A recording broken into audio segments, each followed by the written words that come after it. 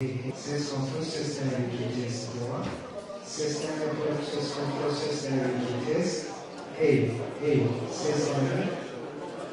Ses control sustainability test 3. Sustainability test. Test. Ses control.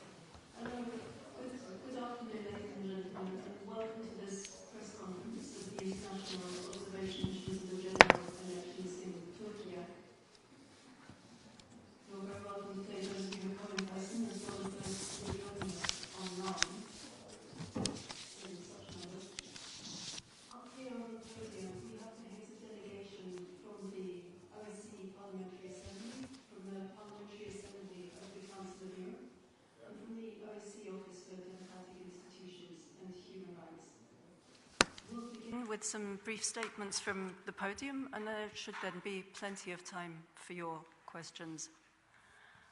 I first give the floor to Michael Georg-Link, who is Special Coordinator and leader of the short-term OSCE Observer Mission.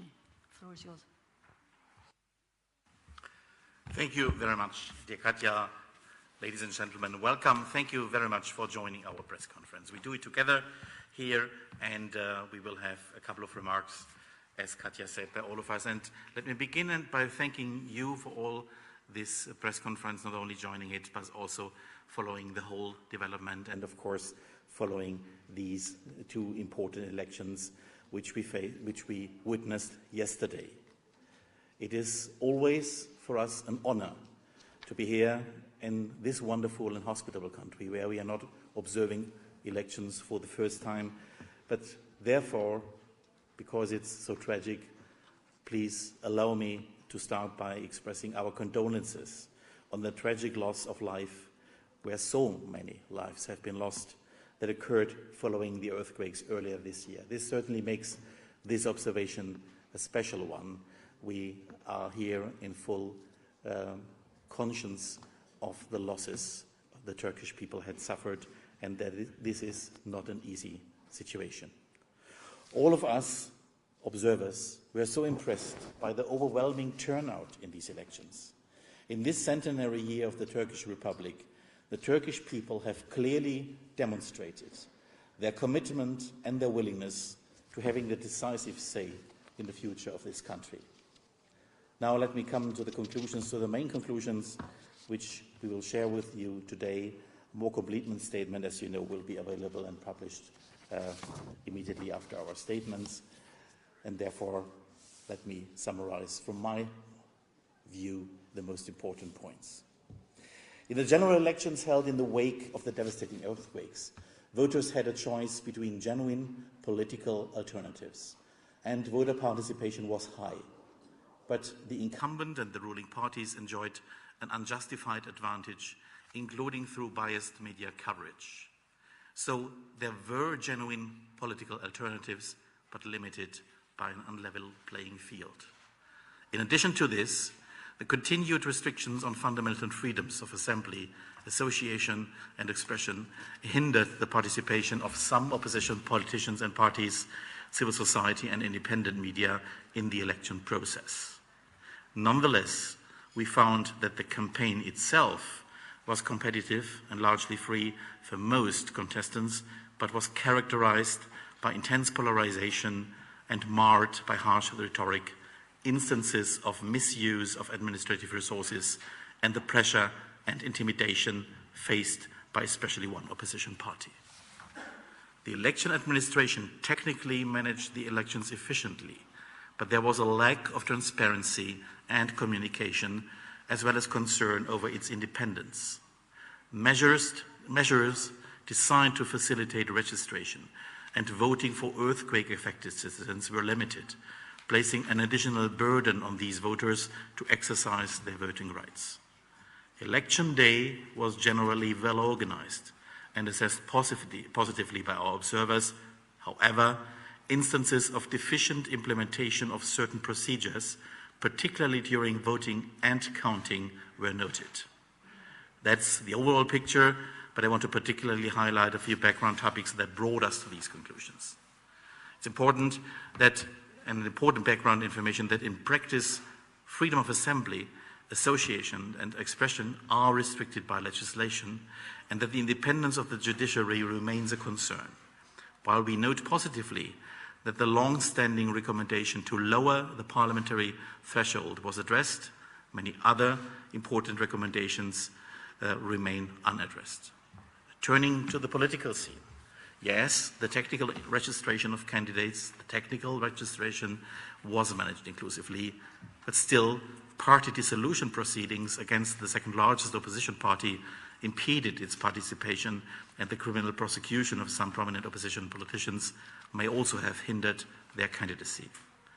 Such sort of politically motivated interference in the electoral process is not in line with international commitments made by Turkey, for example, in the OSCE or under the European Convention of Human Rights. This applied also to some very prominent individuals, including the mayor of Istanbul, Mr. Imamoglu, and former HDP co-chair Demirtas. All in all, let me sum up that in a spirit of friendship and deep affection to the Turkish people and to this country, we were observing and we were trying to do to the best of our abilities our observation. In summing up, let me say these were competitive but still limited elections, as the criminalization of some political forces, including the detention of several opposition politicians, prevented full political pluralism and impeded some individuals' rights to run in elections. That is why we said political interference in the electoral process is not in line with Turkey's international commitments, and that is what we measure, whether commitments are being respected and the law is being respected. For the preliminary results we have seen, this election is not over. We will continue to observe also the second round of the presidential election and look forward to releasing further conclusions at that time. Thank you very much. And back over to Katja. Thank you very much. We now move on to Frank Schwabe, who heads the delegation from PACE. Thank you very much, Igulea. Good afternoon. So I refer to the text as well, but in addition, I would like to say that we were here as a Council of Europe with 39 members for the short-term election observation. I would like to thank the OSCE ODIHR for the very good cooperation, because at the end we are in a way depending on the professionality of this organization. So I have to inform you that we were invited by the authorities of this country due to the situation that Turkey is under monitoring in the Parliamentary Assembly of the Council of Europe. We are prepared for sure as well for a possible second round, but we were here already for a pre-electoral mission 2 days, and we had the opportunity to have had a lot of interlocutors from all over the society, the governmental parties, the opposition parties, civil societies, and so on and so on. And we had the opportunity to meet the Central Electoral Council, what unfortunately was this time not possible. So the country have a lot of democratic challenges for sure, and we have a lot of statements in our organization, the Council of Europe, referring to this. But nevertheless, I have to say as well, like Mr. Link, that we were impressed by the high turnout in this election and by the possibility, even when it's problematic, to run and to have an election campaign for some parties and some politicians, that there was the possibility of a competition. You could feel it at the election day that the Turkish democracy is breathing. So I would say the Turkish democracy is proving to be amazingly resilient. This shows the high turnout in the election, but Turkey does not fulfill the basic principles of a democratic election for sure as well. Central political and social actors are in prison. Against judgments of the European Court of Human Rights, media freedom is severely restricted, and there's a climate of self-censorship.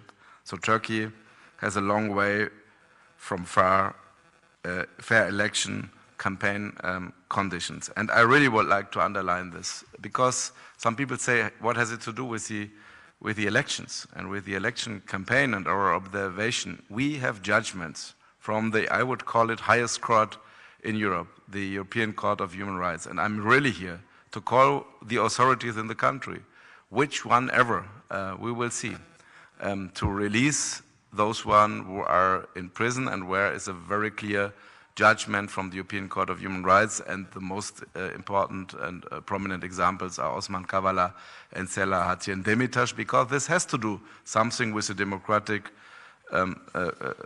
constitution and the situation in the country. I have also to remind the Turkish government on the recommendations of the Venice Commission and Greco and other bodies of the Council of Europe. We spoke already about the question of media freedom. I always used, when I go to election campaign, to switch on the TV, even if I don't understand the language, but I get an impression.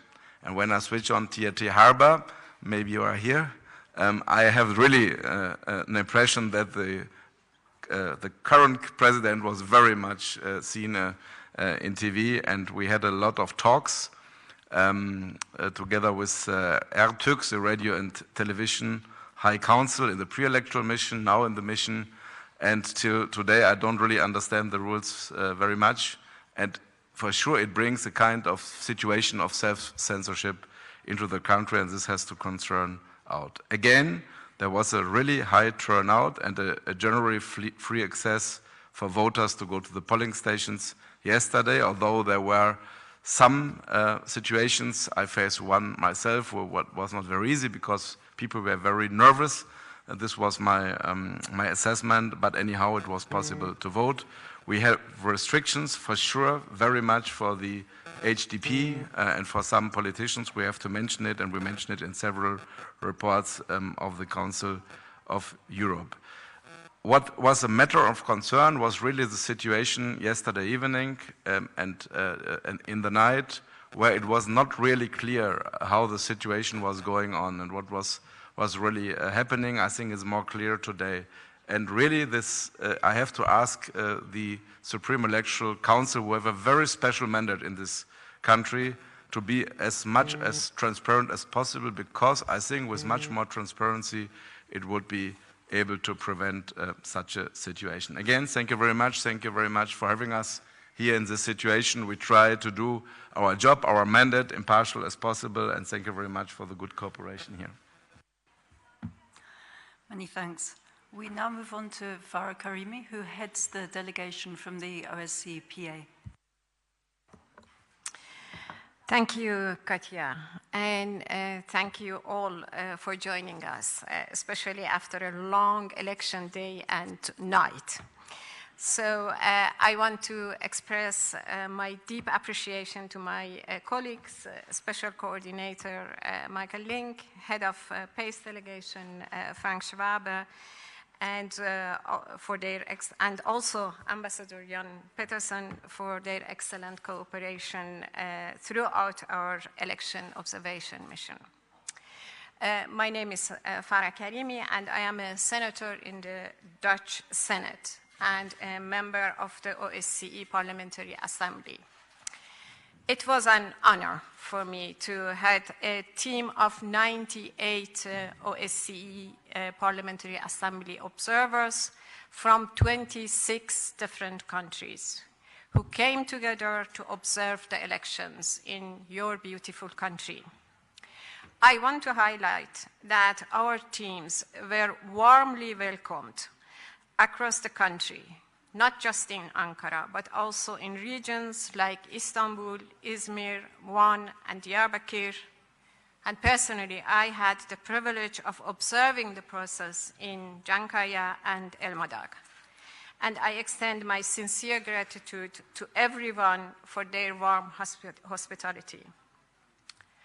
Unfortunately, I must address the regrettable decision by the Turkish government to deny accreditations to 2 parliamentarians from Sweden and Denmark. While we respect a country's right to control access to polling stations, it is important that the invitation to our assembly to observe elections does not influence the composition of the observation missions. This decision, based on the parliamentarians' public opinion, is particularly disheartening. Ladies and gentlemen, I want to echo the statements made by my colleagues, Mr. Link and Mr. Schwabe, in emphasizing that despite the availability of political alternatives for Turkish people, these elections have seen unfair advantages enjoyed by the incumbent president and ruling parties. We are yet to know the final results, but in the event of a second presidential round, we will pay close attention to ensuring a level playing field in our observations. Throughout our mission, we closely monitored every step of the election day process, from the opening of polling stations to the voting and counting. The polling stations we visited had a remarkable voter turnout, showing the strong democratic spirit of the Turkish people. I commend the dedication of everyone involved, including poll workers and civil society. It is crucial to address the significant underrepresentation of women in Turkish politics. I urge the next government, parliament, and political parties to take concrete actions to ensure equal participation of women in the country's political life.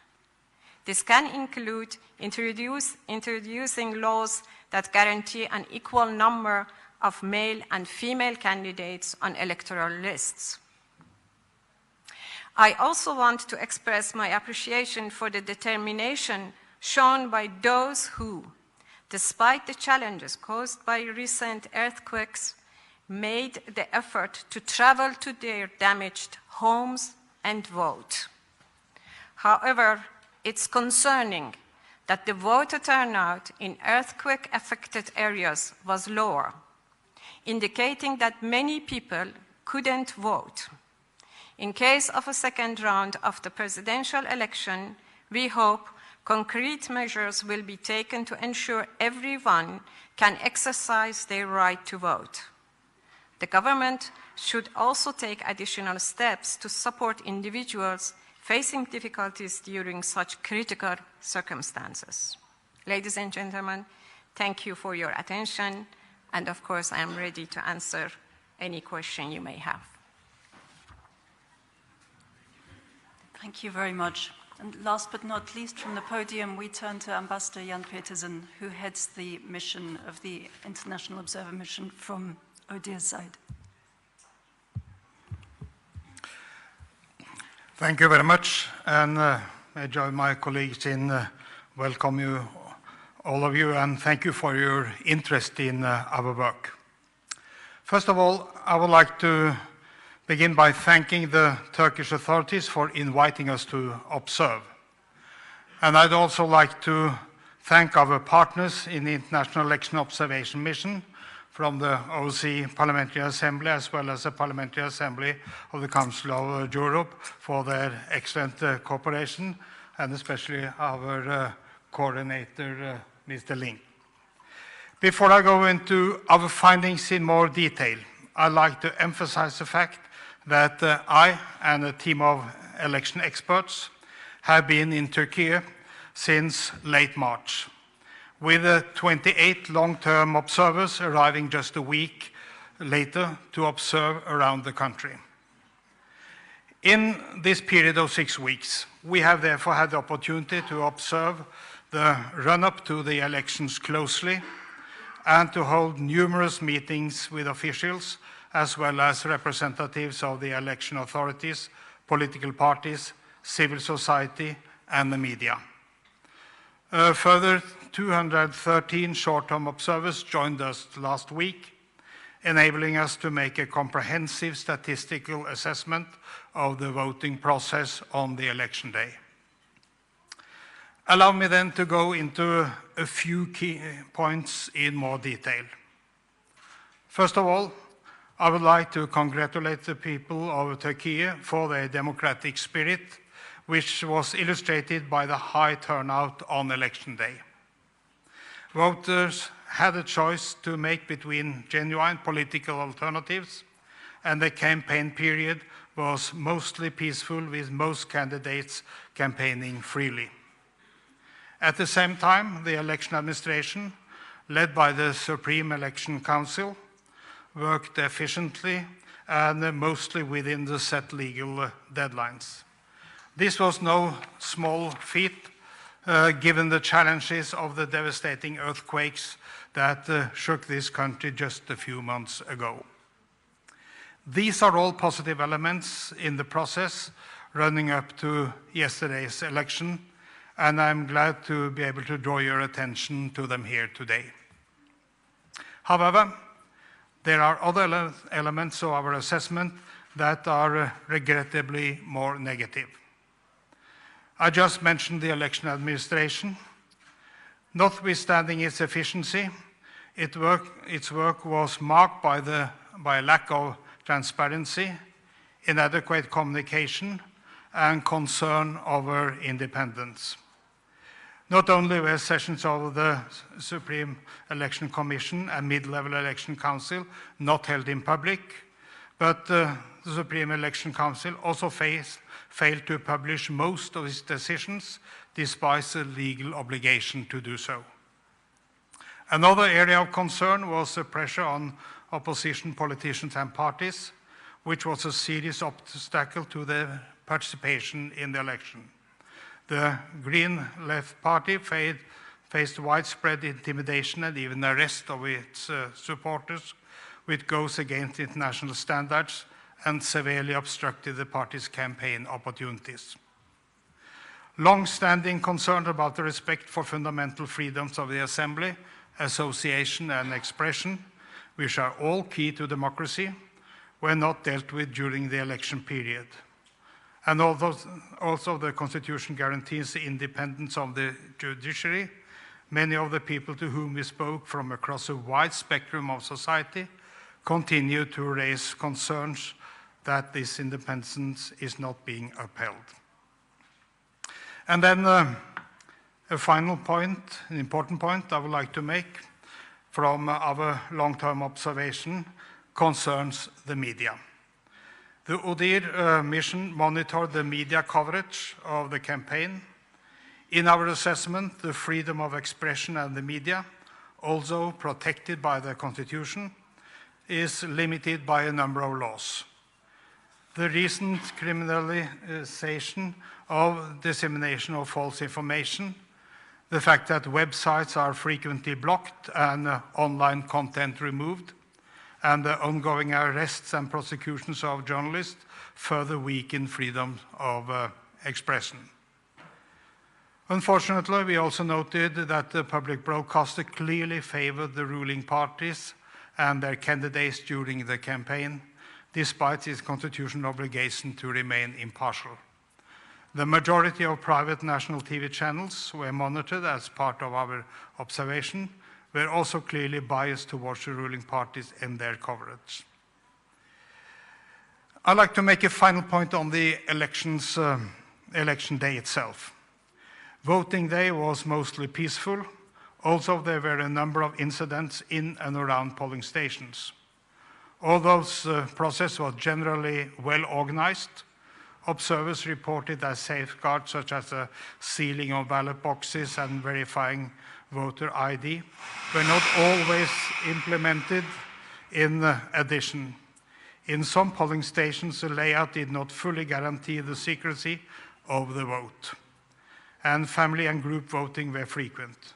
Unfortunately, over half of the polling stations were not fully accessible for persons with disabilities. These are some of the key points from our observations, which I now have mentioned, that began already in March. However, there are many more points in our report with the initial findings of the International Observer Mission. And I would recommend that you take a copy together with the press release on your way out. And before I finish, a heartfelt thanks to the team working with me here in Ankara, as well as the long and short-term observers spread out across the country. And thank you again for coming, and I as well are ready to answer your questions. Thank you. And immediately we come to the questions, but after having heard all this, it's my duty and my privilege to thank Ambassador Peterson and his whole team, including all the experts from ODIHR, because we could not do, as parliamentarians, coming in, going out, our job without the professionals who do this observation issue, methodology, exercise in so many places all over the OSCE area and the Council of Europe area, and therefore thanks to all of them. You will see and read a lot of what they have gathered in terms of extremely important information in the report, which has been recently announced by Ambassador Peterson. So thanks, dear Ambassador, to you, to your team, and to the whole team of ODIHR. Thank you. Many thanks. There's time now for questions. I would just like to emphasize that while you're all welcome here today, this is a press conference and we will only be taking questions from the media. I'd therefore be grateful if you could begin by introducing yourself and your media outlet before asking your question. We do also have simultaneous translation, and so if you like, you are welcome to put your questions in English or in Turkish. The lady here, the black t-shirt.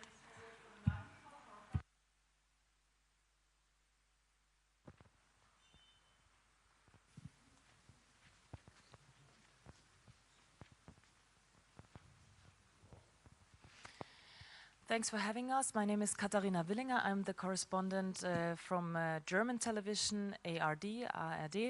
My question is, there have been accusations by the main opposition party, CHP, regarding, for example, in the polling stations where Kemal Kılıçdaroğlu was ahead, there have been people from the AK party asking to count again and again. What do you know about this? And secondly, there have been accusations, for example, made by Sinan Oğan, one of the candidates, who's saying when it comes to the votes of the Turkish people living abroad, he has information about manipulation. If you could answer these two questions.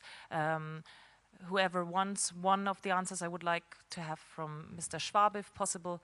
The other question, whoever has information. Thank you very much. Yes, thank you very much. Yes, you speak about the vote abroad, although it's not easy for us because we are not really, it's not easy to monitor it, and we have to discuss maybe for the future such rules. But the question of, this is what I mentioned already, that there was a room for rumor, suspicions, unclarification yesterday late evening and in the night, and it has to do and had to do with the question that it was not really transparent what was going on, and I really would welcome in such a situation that the Supreme Electoral Board could clarify how they publish outcomes and how they inform and how they inform about the rules as well. So we hear about such reports. You could read it in social media. We had teams who were witnesses as well, and there were witnesses in some polling stations where there was a question to recount again and again and again, although the outcome was 100% clear. I don't know. My impression is today it's quite clear, but yesterday it was a very not clear situation, and if the outcome maybe would be another one, there were some suspicions for what purpose it was going on. And again, with a kind of more transparency, I think you can prevent such situations. And one of us asked already for a possible second round for more transparency in the Supreme Electoral Board, and I would like to underline and to welcome this as well. Yeah.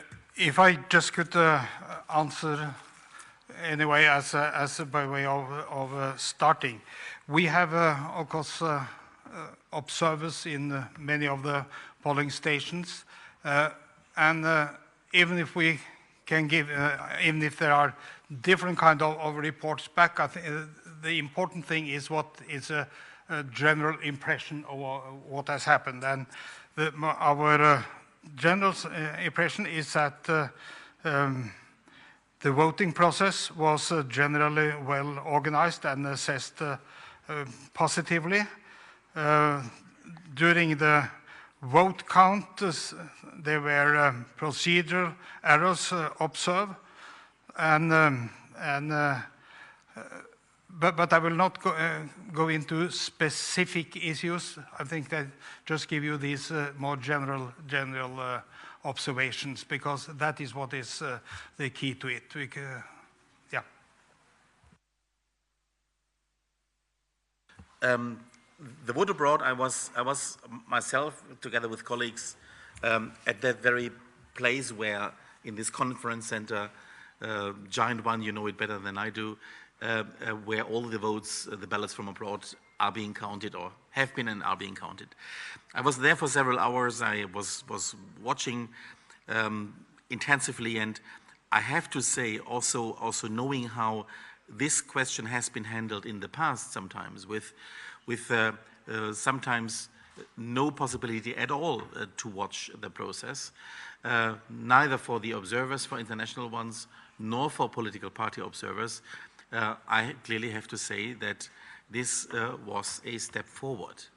The allegations, I heard them, but we also heard, and we intensively talked to political party representatives from all parties about their assessment of this process, and overall they have signaled to us that they don't see there a large issue of manipulation.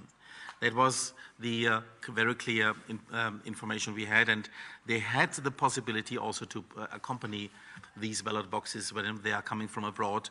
So I see in this part, I see a clear progress in the right direction. Nevertheless, this is a process that still can be improved, but I don't see a lot of room for manipulation there. And honestly, the process of counting there, I saw hundreds of party representatives of different parties, including, of course, CHP and Green Left Party in that center there. So I think that is a step forward. But let's see, this is certainly something which we will also address in further findings. As you know, there were always also final reports after the whole appeals process in an election, and that is something which is certainly never clearly ended in a super perfect way. But again, we see no areas of manipulation in that counting process. Thank you. Thank you very much. The gentleman at the back.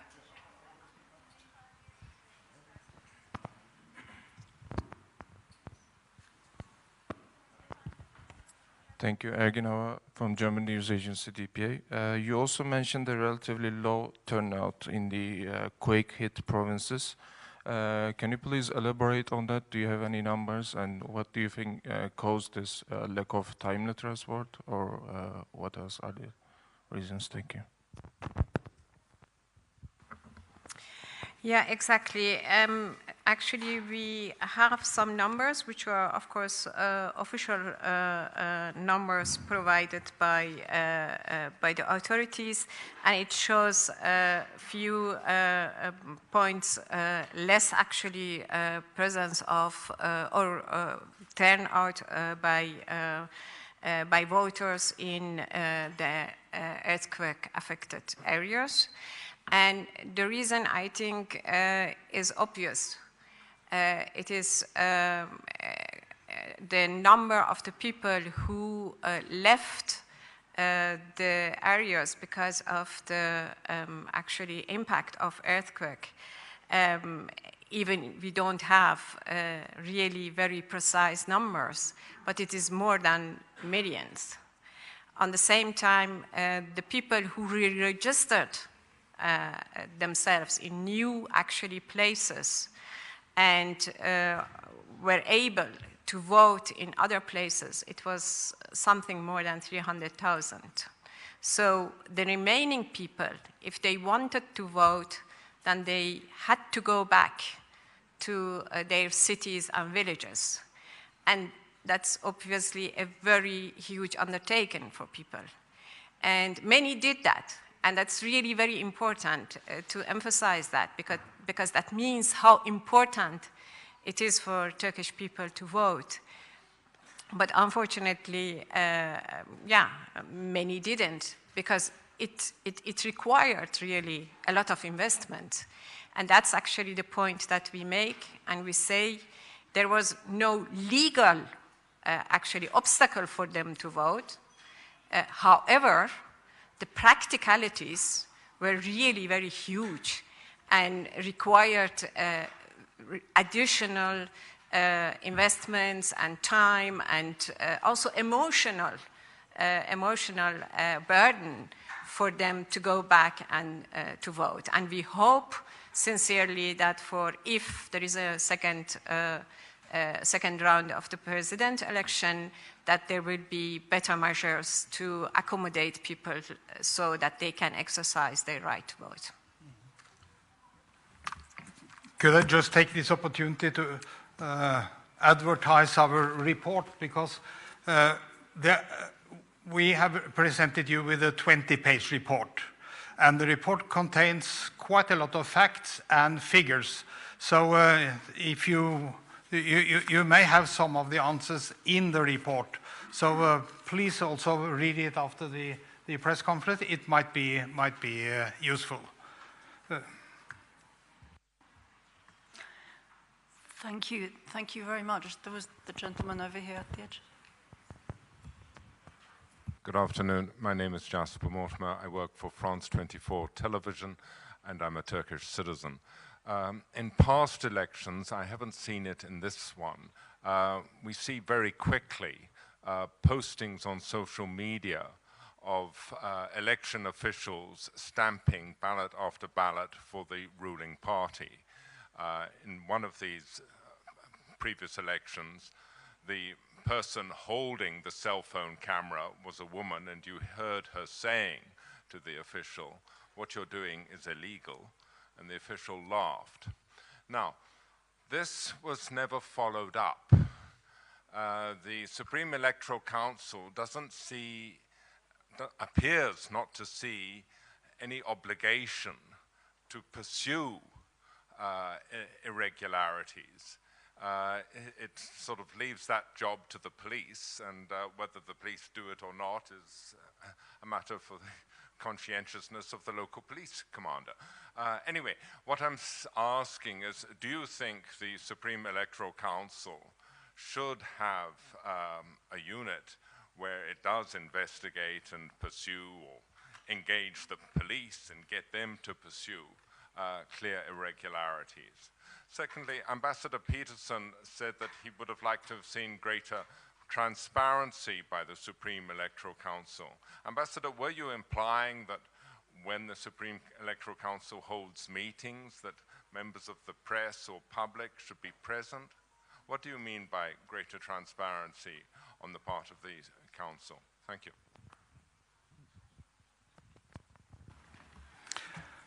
A couple of things. First of all, that all the decisions are published as obliged to. Then that the decisions are, the reason for the decisions are given. And actually, I don't think it is a bad idea to have open meetings either. And I think it would create a lot of trust if you are open with everything. So that is why I put such an emphasis on the issue of transparency. I think everyone would gain from that. You also asked about the previous elections. Well, I was not observing the last election, so I cannot comment on issues like that. And when it comes to what we think should be done for the future, I think that there are pretty early days to say so.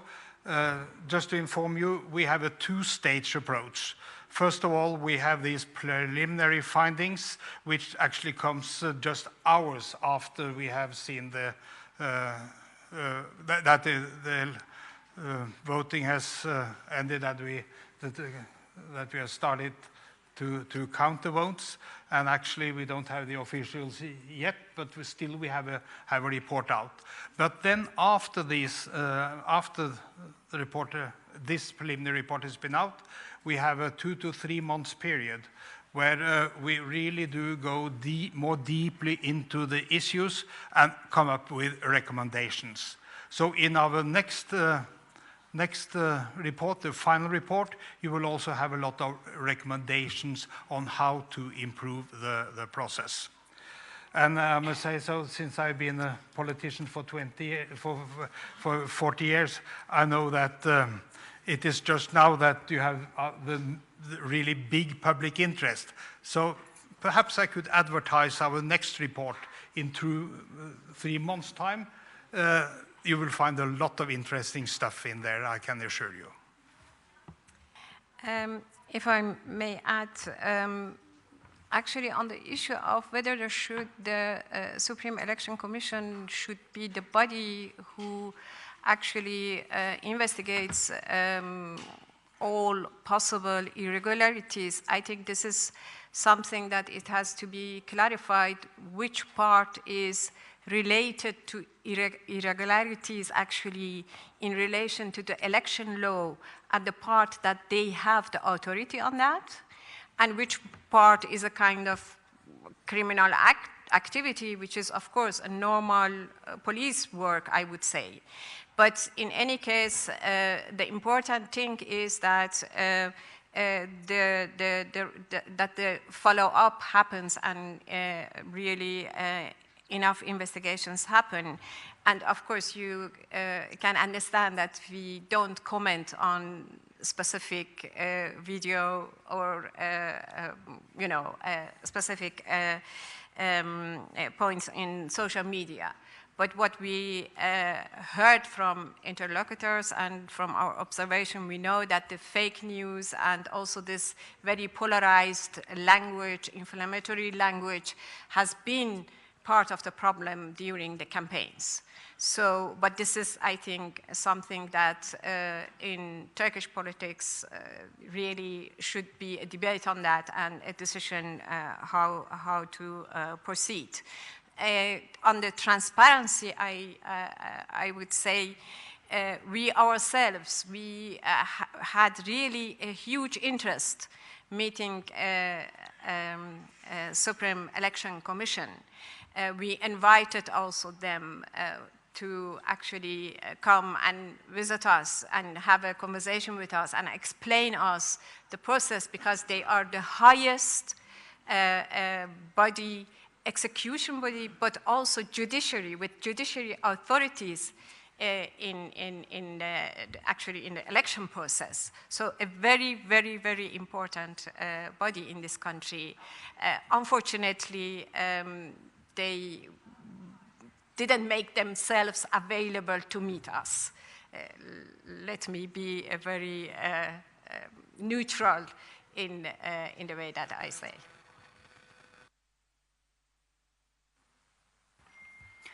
Thank you very much. Were there any other questions? Lady here.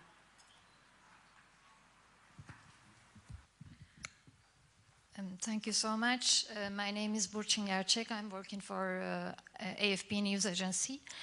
I would have two questions. I couldn't really understand your answer to my colleague's question on recounting.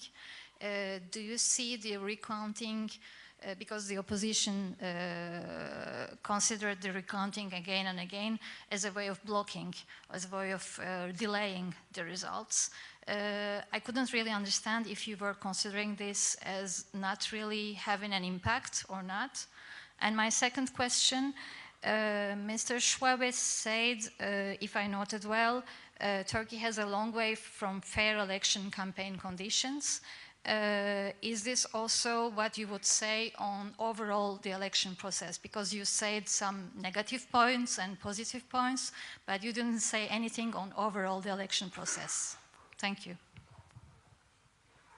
Starting with the last one, no, you know, and our mandate is always to look into the conditions of an electoral procedure and the environment, and to understand the situation in the country. And you know, OSCE have it as well, but the Council of Europe has a lot of different bodies to look into the situation of Turkey. And we don't come just in the country and say a little bit, but we have a lot of reports, and we based on these reports. And you have to look into this situation, and you have to look into the election procedures on the election day. And as we describe it, it was in a way a quite good working election procedure with some problems here and there, but overall, for a country like Turkey, where I would describe the environment for democratic elections as difficult and challenging, it's interesting that it's possible to hold on such an election with such a high turnout, and really with the possibility to change something and to vote on something on election day this is very interesting. But the democratic environment, for sure, it's difficult, and we spoke about it. I don't want to say everything again, and there are some preconditions for democratic elections, and we don't see them really enough in this country. This is what I said about this, or what I mean about this. The question of recounting, you know, you can discuss, because recounting for sure is in the rules. It's in the law. You can ask for recounting, but recounting is in a way, I think the meaning of recounting is the right of, let's say, a minority or wherever to check again if there is a right decision and it's a right counting. But if you have an impression that the purpose is something else, to maybe delay the figures at the evening, then I would say it's not used in the right way. This is what I saw the whole evening. I was looking into myself, into polling stations. We had colleagues in our team from the Council of Europe who report about this, that for no reason there was counting and counting again. But finally, let's say from the perspective of today, I would say, since all the opposition parties accept the outcome in a way of this election, it's nothing we have to discuss due to this election very much. But for sure, if it comes to a second round, we need a kind of, let's say, clarification how to deal with such a situation. And again, the concerns were a little bit, or had a little bit to do something with what we discussed about the transparency of the election procedure and how the Supreme Electoral Court is working. So I really ask and urge the Supreme Electoral Court to be as transparent as possible, to even prevent, there should not be any suspicion, but they should prevent that it could seen as not impartial enough. And there is just one thing to do so, it's transparency. Maybe you refer to my answer when you said that it was not quite clear, and to be frank, I really don't blame you for that. While I was answering, I just tried to double check whether we had anything in our report on it, but actually it is not part of our report, something which we have dealt with, so I need simply to study this a little bit more if I should give you a reasonable answer to your question. I hope you understand that there were quite a lot of elements to consider during the very few hours we had at our disposal. But as I said, this has not been reported back to us, and the overall impression is that there were some irregularities, some problems with the counting, but not beyond that.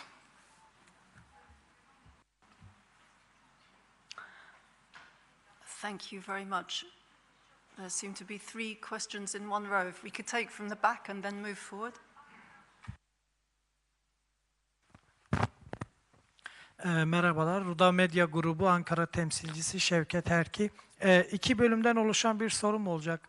Öncelikle şunu sormak istiyorum. Ön raporunuzda iktidar açısından avantaj ve muhalefet açısından dezavantaj oluşturabilecek ve çoğunluğu propaganda sürecine ilişkin tespitleriniz var. Fakat seçim günü tam olarak gözlem heyetinizin ne yaşadığına dair çok fazla elimizde veri yok. Örneğin daha önceden planlayıp fakat giremediğiniz oy verme merkezi var mı? Oy verme sürecini ve sonuçları etkileyebilecek düzeyde bir ihlal tespitiniz var mı? Somut olarak bizimle paylaşabileceğiniz. İkinci bölümde ise şunu sormak istiyorum. İhlaller kolluk kuvvetlerinin ve mülki idarenin sürece katılımı noktasında Türkiye'nin Kürt seçmenin yoğunluklu yaşadığı Doğu ve Güneydoğu bölgesiyle batısını kıyasladığınızda bir farklılık görebiliyor musunuz? Aynı zamanda bu soru şu açıdan da sormak istiyorum. Sizin gözlem heyetleriniz Türkiye'nin batısında rahat çalışabildiği gibi örneğin Diyarbakır'da, Van'da, Hakkari'de ya da başka bir bölgede de aynı rahatlıkta, aynı rutin çalışmayı yürütebiliyor mu? Teşekkür ederim.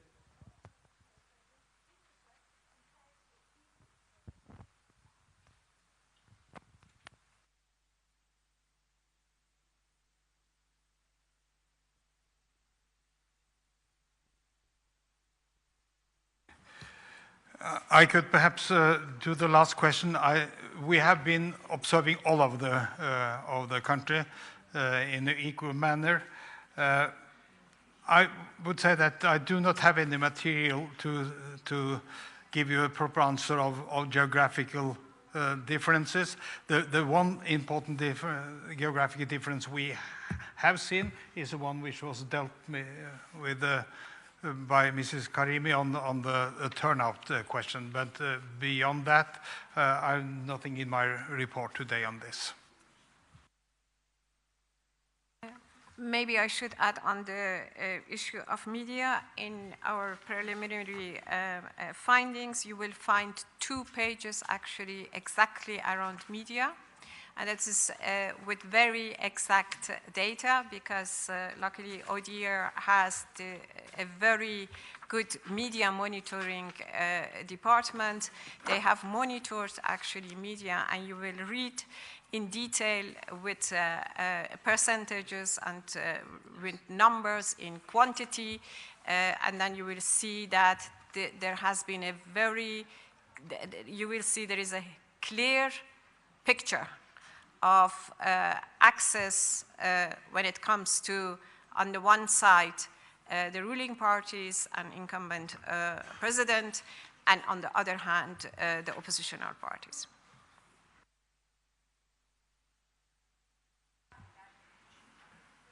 Thank you very much. The gentleman in the T-shirt.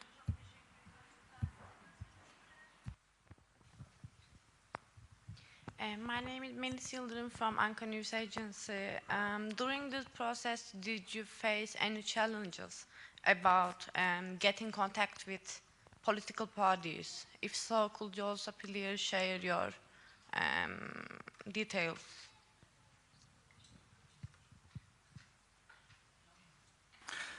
Well, perhaps I should start on this, because we had, as I said, 6 weeks at our disposal. So we have been in touch with many interlocutors, parties, NGOs, government agencies, media. So we have covered quite a lot. Of course, sometimes it takes a little bit of time to schedule meetings, but when you are in the campaign, we understand that it takes time before we can have our meetings. So I would say that we have had quite a lot of meetings. I think when we got close to election day, we have a pretty good picture of what happened. So we are actually very grateful to all the parties for meeting with us. Some of the really high-level people, we understand that they spent the time campaigning instead of meeting us, but we were meeting with very well-informed aides. So I just record this as one of the positive elements of our 6 weeks up to now.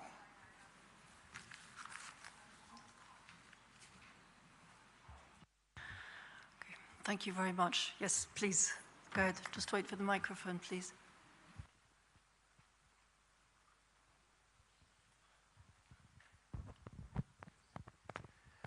Thank you. Gergely Nyilas, Hungary, Telex. Partly you already answered the question, but I still have something about the votes on abroad, because not all the votes have been counted yet, therefore there is no final result. And if I understand, but correct me if I'm wrong, technically it's still possible that thanks to those votes on abroad, Erdogan can reach 50% margin, and in that case there is no second round. Are you prepared for that scenario, and do you have the possibility to observe the whole process until the final result announced? And will it be a credible result? Thank you. Ambassador, you can add, please, but I will clearly say some minutes ago, the SEC announced the second round officially with the intermediate results. And of course, but you can say that better, of course, our team stays here. And of course, The job is not done. It continues. Well, actually, just to echo what Mr. Link said, that of course we are prepared to observe the second round as well. So, and of course, this has been one of the main questions for a long time. So this is actually not a new development. We are flexible. Yeah, and I can add that it is indeed now announced the result, and also the second round presidential election is set for 28th of May. And OSCE Parliamentary Assembly is prepared to again observe the second round of the presidential elections. May I just add to say that for sure we are very important as international observation missions, but as you know, we can just be in some parts of the country, and it's very, very, not just to see how high the turnout was in this election, but to see how many young people were prepared to be observers into the country, just to care and to fight and to deal with the democracy in this country, from which party ever. We saw totally different representatives from parties, from the civil society, and finally they are the ones who make sure that the integrity of the election procedures are respected. Thank you very much indeed. I don't think there are any more questions from the floor, so I'll check to see whether there's anything that's come in over Zoom. I see no questions from Zoom, so if there are no further questions, thank you very much indeed. I would echo the words of my colleagues. The report in both language versions as well as the press release are outside on the table. You can pick them up as you go out, and they are also available on ODIHR's website. Thank you very much for your interest.